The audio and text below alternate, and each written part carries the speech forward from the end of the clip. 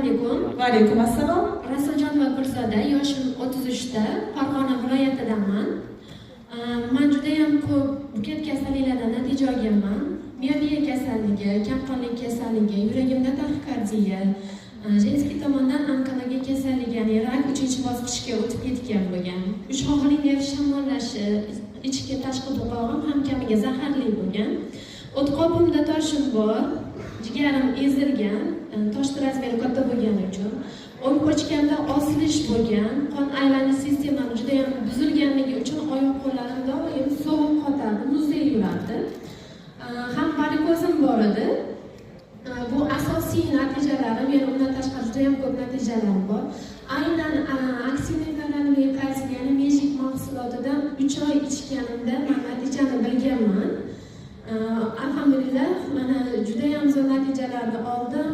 Bu vrachdan bu vrachga yugurib, oxiri oqsoqlanib, emgalab kelgan odamlardan biriman bo'laman. Qancha dozani iste'mol qildingiz? Boshida bittadan, keyin ikkitadan, keyin 3tadan dozani